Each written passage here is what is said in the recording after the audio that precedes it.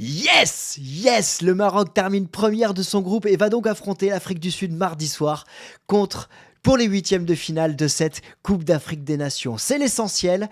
Le Maroc a été efficace. Victoire 1-0 face à la Zambie. Mais il y a plusieurs éléments à retenir parce qu'il y a des éléments qui peuvent compter pour la suite de la compétition. La première chose, évidemment, c'est Walid Regragui qui va être suspendu. Il a été suspendu ce soir par la CAF suite à l'altercation qui a eu lieu avec Chancel Mbemba à la fin de la rencontre contre la RDC. Il a été suspendu ce soir. Il a un autre match de suspension. Il ne sera pas présent sur le banc de touche et ça peut compter dans l'état d'esprit tellement il inculque. Mais vous allez le voir, il y a des images fortes ce soir. La première image forte, c'est Hakim Ziyech qui est sorti sur blessure. Au moment où vous allez voir cette vidéo, n'hésitez pas à me dire, évidemment, si la blessure est grave, parce que je tourne à chaud à l'issue de la rencontre. Il est sorti à la mi-temps, il y avait une grosse poche de glace sur lui, et on espère, bien évidemment, ici, qu'il sera rétabli pour affronter l'Afrique du Sud. L'autre image forte, elle combine évidemment tous les joueurs marocains, tout le staff marocain, mais surtout Hakim Ziyech en tant que leader qui a été voir dans les tribunes Walid Regragui pour lui rendre hommage suite à son but. Et ça montre une unité qui peut compter pour la suite de la compétition. Et donc aussi, l'autre élément marquant de ce soir, c'est nos amis ivoiriens, le pays hôte, le pays de l'hospitalité, qui est qualifié et qui va affronter, roulement de tambour, le Sénégal. Ça sera lundi à 21h. On suivra bien évidemment la rencontre sur la chaîne avec grand plaisir parce que on va voir encore des matchs de toute beauté. Donc n'hésitez pas à vous abonner, n'hésitez pas à liker, partager, commenter. Je vous ai montré le maillot de l'équipe nationale du Maroc, parce que de par ma mère, je suis d'origine marocaine et évidemment dans cette Coupe d'Afrique des Nations, je soutiens à fond le Maroc. Même si évidemment, ça sera très difficile d'aller conquérir cette deuxième étoile, tant l'opposition avec le Sénégal notamment peut être importante, mais le rêve existe et ça, on va l'étudier. Alors on va revenir évidemment dans cette rencontre, oui je vous l'avais prévu, voilà, le Maroc qui affronte l'Afrique du Sud, n'hésitez pas à vous abonner, voilà, et qui sera dans le tableau de l'Angola, la Namibie, le Nigeria, le Cameroun, le Cap-Vert, la Mauritanie, on l'étudiera à la suite, à la fin de cette vidéo. La vidéo, vous pouvez l'avancer pour voir mon avis sur la suite de la compétition. Alors, ce Maroc a marqué un seul but dans cette rencontre, un but que je trouve très beau dans sa construction, avec notamment Sofiane Bouffal qui a fait la différence dans ce but. Là, on voit justement la finition avec Hakim Ziyech, très opportuniste et très important parce que, vous le voyez, il a su récupérer ce deuxième ballon. Mais comme je le disais tout à l'heure, Sofiane Bouffal, il est l'auteur de ce renversement de jeu qui va faire la différence. Il va jouer sur Hakim Ziyech qui va justement apporter cette profondeur importante, centré en première intention, et derrière on a El Kaabi qui va buter face au gardien.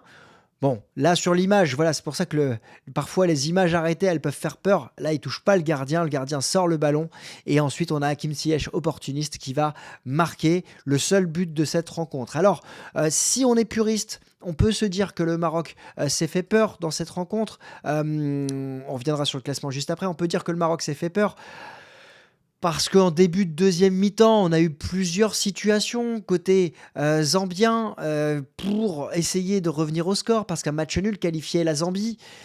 Bon, moi je fais partie de ceux qui pensent que quand on est dans ce type de rencontre, troisième match, t'es qualifié, tu sais que si tu mènes 1-0, faut éviter la blessure, faut faire attention aux organismes, faut éviter les cartons jaunes.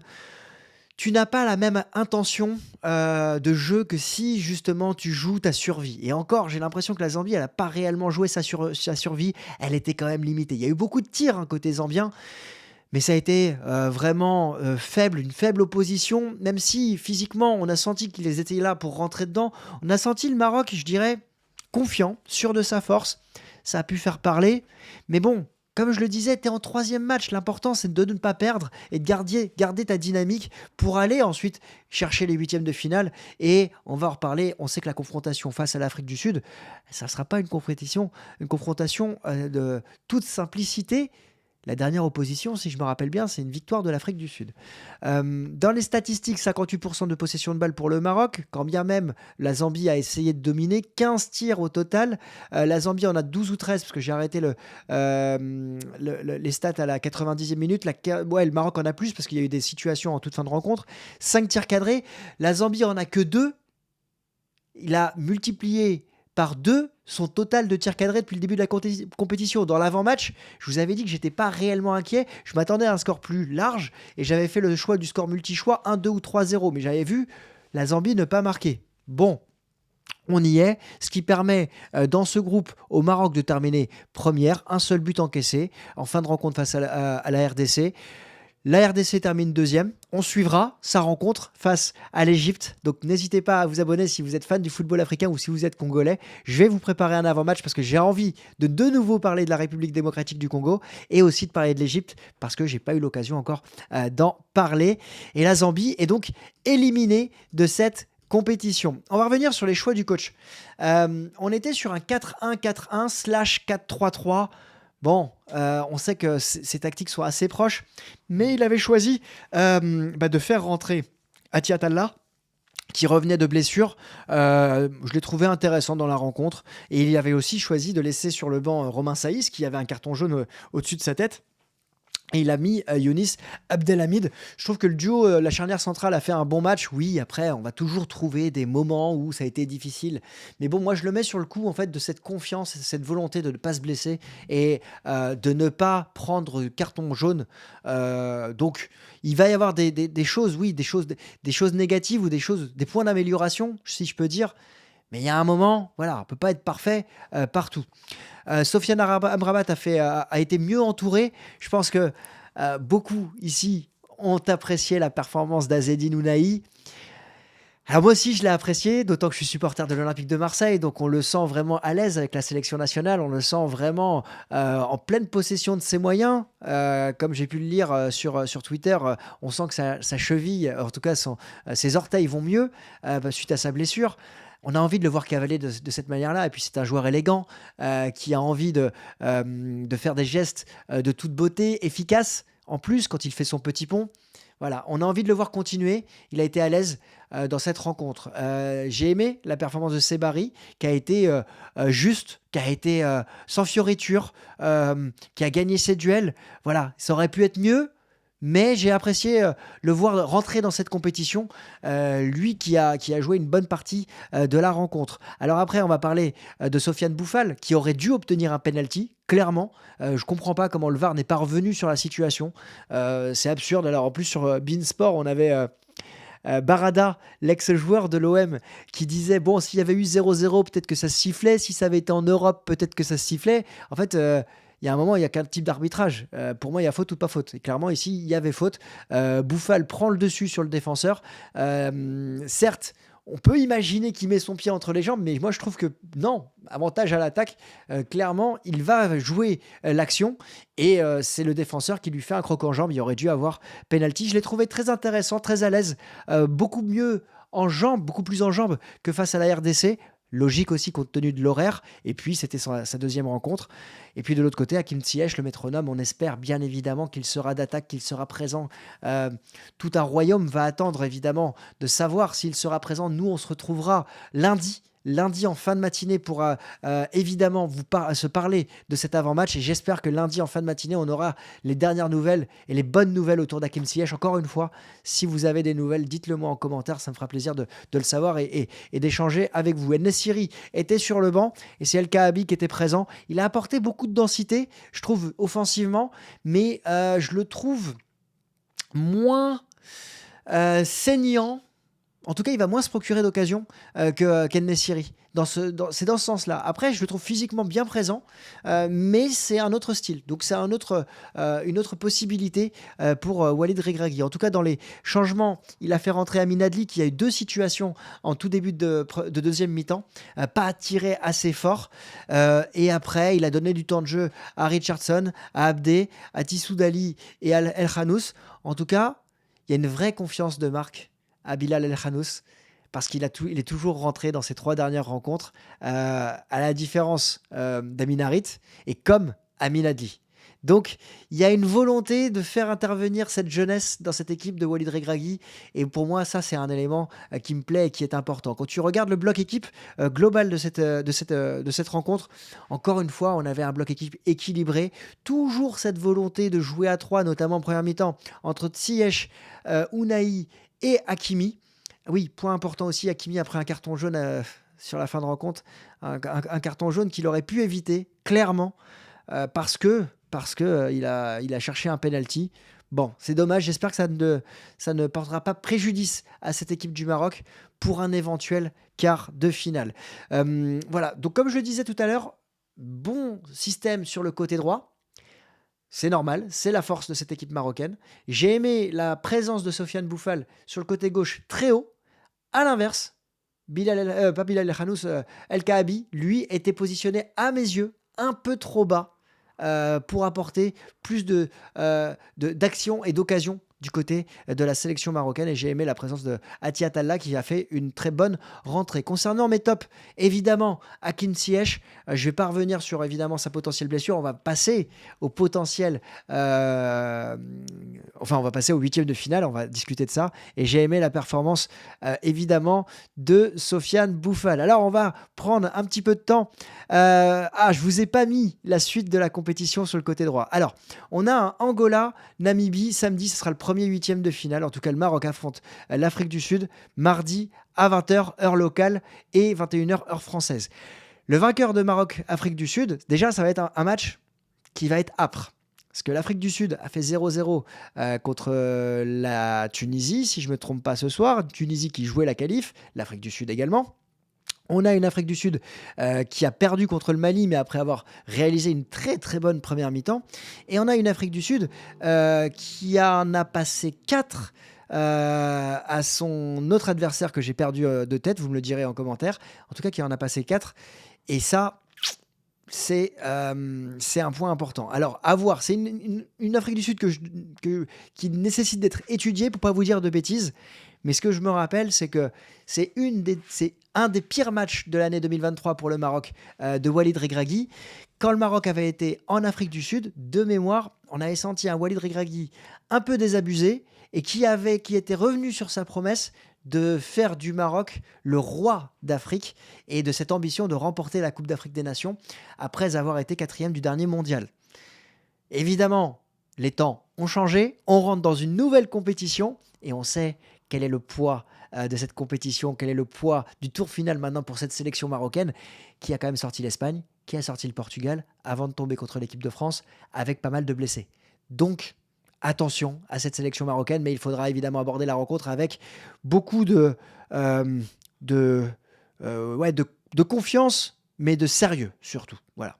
Et donc, si on regarde le tableau, potentiellement, il y a une rencontre qui peut s'offrir entre le Cap-Vert et la Mauritanie. Ça peut être très sympa comme match. Mauritanie d'Amir Abdou, le Cap-Vert qui a terminé première de son groupe. Attention à ce Cap-Vert, mais ça peut faire une très très belle rencontre qui peut paraître inégale sur le papier, mais ça peut être un des matchs phares de cette Coupe d'Afrique des Nations en quart de finale. Si tu regardes le haut du tableau de la partie du Maroc, Angola-Namibie, ça va être sérieux, mais je pense que l'Angola a quand même un temps d'avance.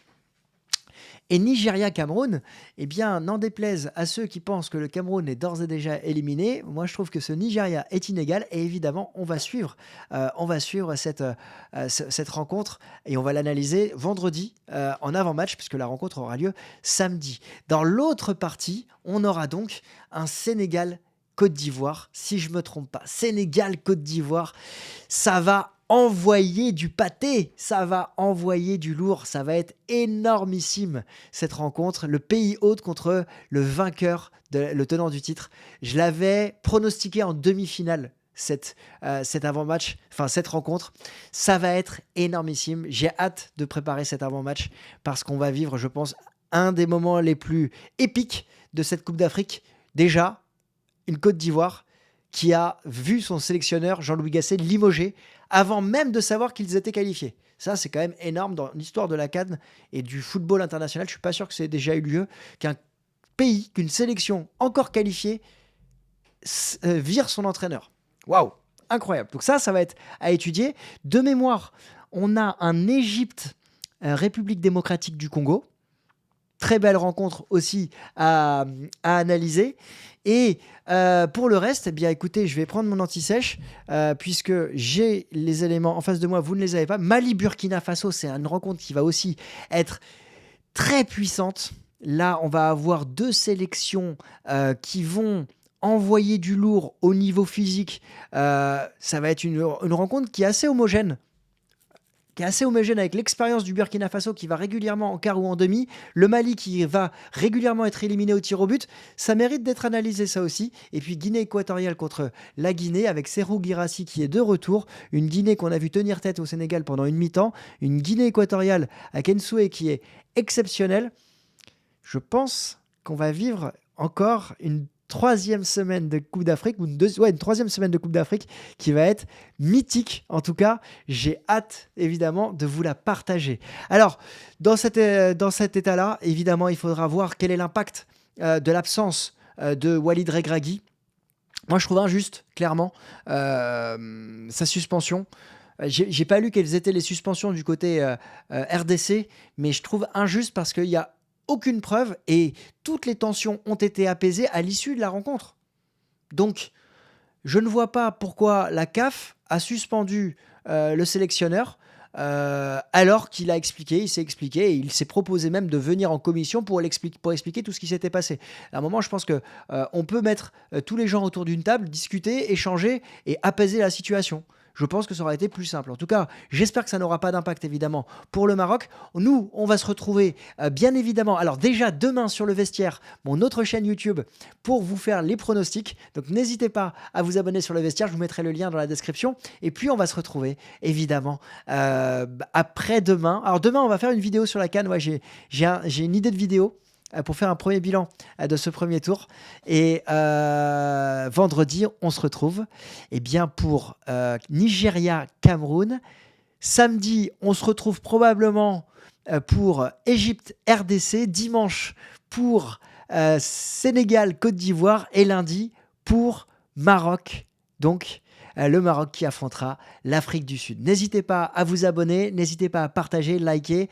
Ça me fait extrêmement plaisir d'être avec vous pour ces numéros d'Africa Tour. On couvre la CAN au sens le plus large du terme et très fier de vous le proposer. Merci pour votre soutien, vous êtes énormes dans vos commentaires, likes, dans vos abonnements. Merci beaucoup. Je vous souhaite à tous une très belle soirée, une très belle journée. Bravo au Maroc. Allez le Maroc pour la suite de la compétition. Je vous embrasse, que vous soyez à Safi, Marrakech, Taroudan, Tafraout, Tarazout, Safi, Meknès, Tanger, Ifrane. Voilà, si j'ai loupé une des villes majeures au Maroc, dites-le moi en commentaire. Je vous souhaite à tous une excellente soirée et allez le Maroc et à très vite. Ciao.